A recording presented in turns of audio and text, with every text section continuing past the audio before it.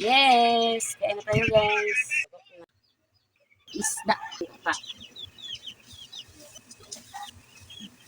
Kaya natin ang sibuyas, bawang, luya.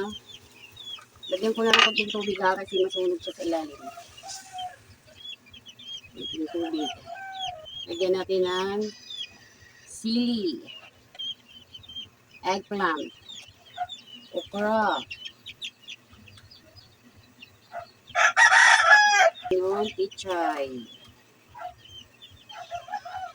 Kasi madali lang maluto ang isda kaya sasabay-sabay na natin siya. Yung dahon, mamaya na. Lagyan natin ng seasoning. Paminta. Asin. Ang bell pepper. Tapos lagyan ng suka.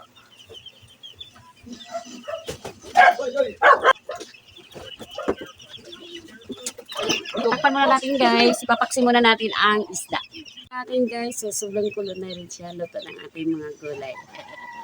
Kumapit na yung lasa doon sa isda. Ang paksiw. Lagyan na rin natin ang gata. Okay na siya. Lagyan na natin ng gata.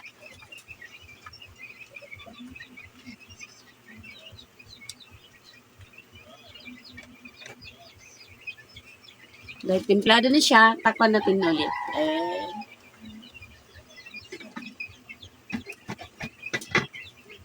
Ay, nakalimutan ko guys. Lagay na natin yung dahon. Dahon pala ng pichay.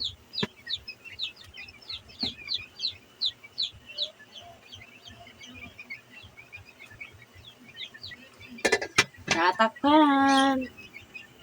Ulitin natin ang ating nuluto. Woo! Sarap! At tinigin na lang natin guys para pwede na.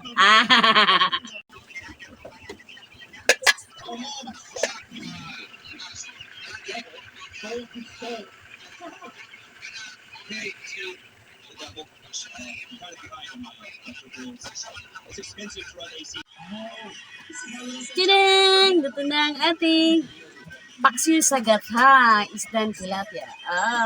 Yummy. Pwede na to. Yes! Kaya na tayo guys.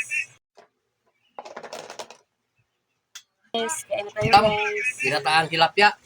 It's my favorite. Kaya tayo guys sa ating paksiw sa gatha na isdang tilapia. Let's eat! Thank you for watching. God bless us!